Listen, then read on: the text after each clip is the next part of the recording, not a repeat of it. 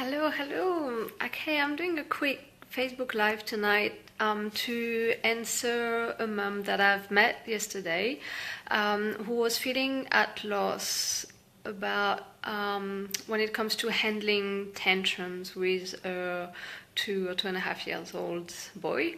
And she asked me, is it okay to ignore my child while he's having a tantrum? So I love her question. And to answer it, I want to start with what is a tantrum for a child, right? So a tantrum for a child is his way of releasing stress and releasing feelings, right? So a tantrum, or just simple crying, is a healing mechanism, right? Through tears, we're releasing stress hormones, and through moving around, we're releasing tension in our body. So crying and raging are healing mechanisms, and I'm sure you know that for yourself, that when you're feeling stressed or you had a bad day and you have a good cry, you feel so much better after that, right? So crying and raging are healing mechanism, and it's exactly the same that when we just have a terrible day and we want to catch up with our best friend for coffee, and we just offload all our day telling her everything that happened and what our friend told us and what the boss said, and what just offloading around a cup of tea or a cup of coffee. This is exactly the same that what our children are doing when they are raging and crying, right? So they are offloading uncomfortable feelings that were bothering them, basically. The thing with children is that they have no filter, right? So we've learned to hold our tears and to cry discreetly and to hold our crying, right? Children haven't yet. So when they cry or when they rage, it's big, right? It looks very messy and very loud, and this is because they have no filter, they have no censure yet, which is great. But so basically tantrums are the same than us going and chatting with our friend and offloading all our feelings. So when we ask ourselves, shall I ignore my child when he's having a tantrum?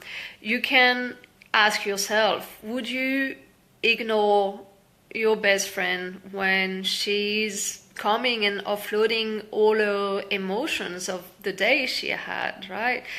And I know that the answer to that is no, right? If your girlfriend calls you for a cup of coffee and she tells you how she feels and she has a cry with you and she offloads all her emotions, you would be listening to her, right? You would not even think of ignoring her, right?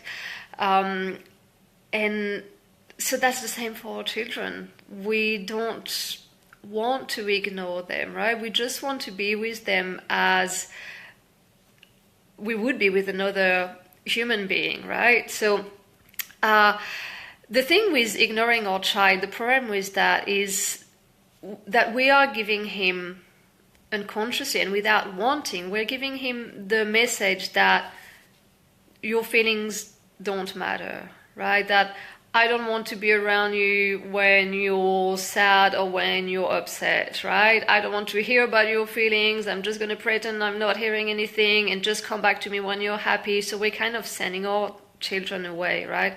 And the risk with that is that they learn to not come to us anymore when they're upset and when they're feeling sad. And that when they're older, and especially teenager, that can bring lots of problem, right? We want our children to feel that we are there for them and that we're there to listen to them no matter how they feel, right? And we tend to try to stop the crying or to ignore them because we don't have the right information about what crying and raging is for a child, right?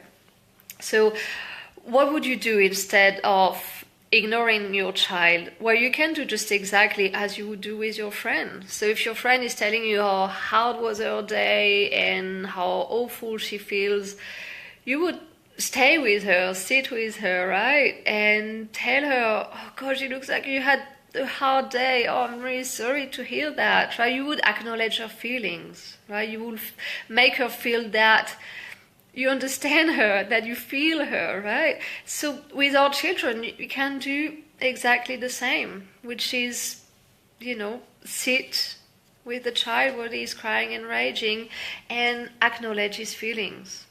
There's not much to say. You can keep it very simple and just say, I see you upset. Yeah, I really see you upset, right? And no matter what they are crying about, if they are crying because they didn't get the toy that they wanted, or they wanted to put their favorite shirt but it's in the wash, or because you gave them the green ball and they wanted the red ball, or because you're leaving their friend's house, like no matter why they are crying, you can acknowledge their feelings and let them cry and stay with them, right? And so that's what we recommend with aware parenting, is to sit and listen, just like you would do with your best friend when she's offloading her feelings. You can be sure that if the child is crying, if he's got tears coming out, he's healing from something, right? So maybe he's crying for half an hour about his blue ball or about his favorite shirt because the child lives in the present. But if it's a massive reaction, a massive cry he's having, it's because he is healing from past feelings, right? From past hurts. So, yeah, you can just stay and acknowledge. And I know it's not easy because we're not used to do that, and we feel triggered when our children are crying. But little by little, we can learn how to stay and acknowledge our child, right? And I think that it helps to know that when our child is crying is just like when our friend is crying or offloading her feelings, right? And a tantrum can last for 5 minutes, and it can last for 50 minutes or for an hour and a half. And again, you can trust that whatever